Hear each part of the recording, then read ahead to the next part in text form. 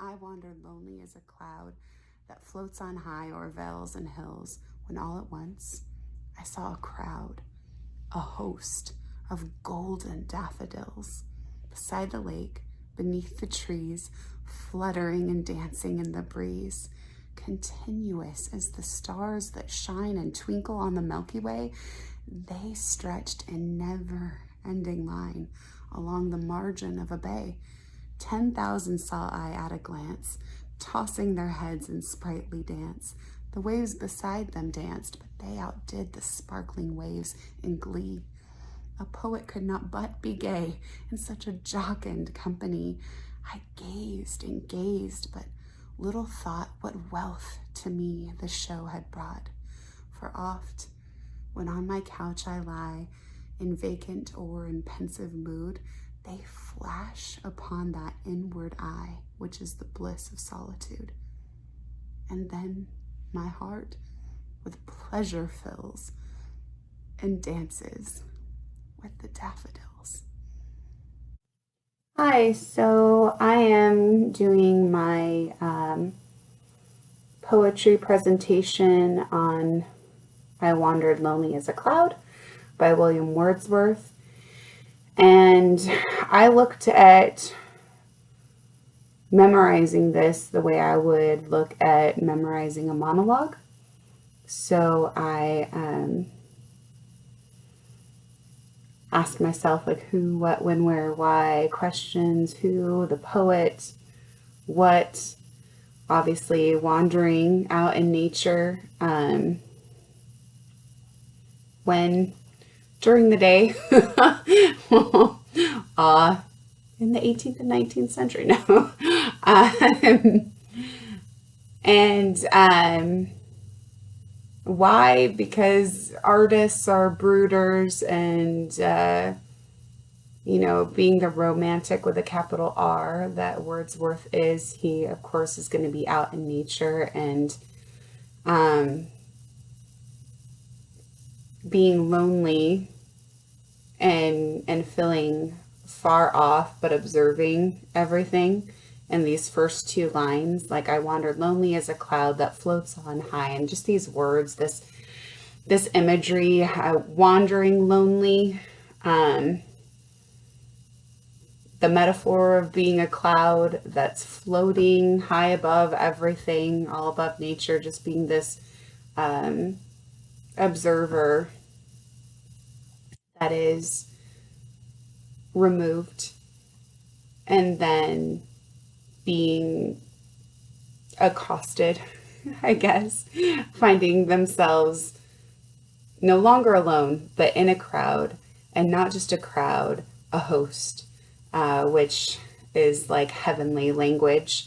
I love this, of golden daffodils. And so again, I just feel like, oh, like the heavens are opening up for this scene. The description is beautiful, simple, succinct as it is in poetry, but just so much packed in there. And then we get more of the location. So we're here observing, and then we're in this host of golden daffodils, very specific. And now we're situated by the lake, beneath the trees. And we see that there's a breeze that is getting these daffodils to dance and flutter, which is beautiful language. And so when I delivered these things, I tried to just let the words do their job. I tried to see the sights that were being created here, and really let the scene surprise me. And that's a good thing about acting, is to be present in the moment and to have discovery. And so I tried to do that. I did take the poem stanza by stanza. I did see that it was A, B, C, C order. And that helped me as I was getting the rhythm of it. But I tried to not be too sing-songy in my delivery. I really wanted to say this as if it were a monologue, as if this were a speech that could just naturally come out of somebody's mouth. I loved this in this next stanza, the continuous is the stars that shine and twinkle. I really had to work on that delivery because I want to say twinkle and shine. So I thought that that switch was effective in the way Wordsworth situated that. And then just to think about these flowers as stars, is they're a host up here, like heavenly bodies, and stars are heavenly bodies. And so again, it's just like this cosmic interaction with so many daffodils. And I love the way that that picture just doesn't tire out, where he goes even further to say they stretched a never-ending line. And I really love that phrasing along the margin of a bay. It's just really good writing. Of course it is. But that's so lovely to be able to recite and say. And then 10,000 saw I at a glance, as if, you know, the stars that are continuous on the Milky Way and this never ending line wasn't enough. Like, we'll try to put a number to it and say 10,000 in one glance, just one capture of the eye. You get 10,000 of these beautiful, sprightly, golden daffodils tossing their heads. And so just becoming super animated now, personified. And then just this idea of their dancing, and of course what's next to them dancing, well, there's waves beside them dancing, but and they're not just any waves, they're sparkling waves. And one of the takes that I took of saying this poem, I thought I was really in the moment. I was so happy, and then I forgot to say sparkling waves, and it just said waves, and I was like, oh, I can't do that one. But they outdid them in glee. And then I thought this can get kind of tough to say. A poet could not but be. And so I had to figure that out. Gay in such a jocund company. And I did look up jocund. I recognize it as like a Shakespearean type term. That's where I would have seen it before. But I just wanted to make sure I understood how to say it and what it meant. And of course it's cheerful. And then this repetition of gazing and just the transfixion, I think, of that act. I tried to really capture that in the way that I delivered it. Gazed and gazed, but little thought what wealth the show to me had brought. So and it's a show, right? And there's something in it for this poet. And in the last stanza, he gets to that.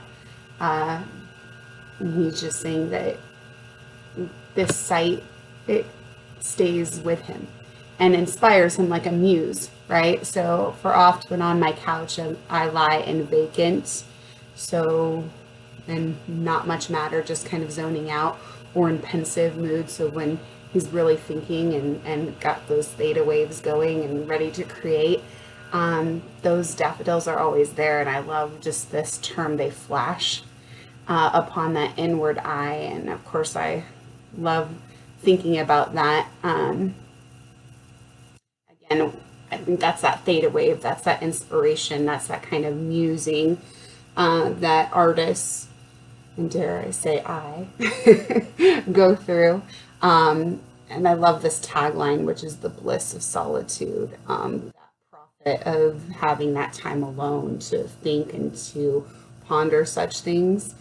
But when this image captures him, instantaneous, his heart is connected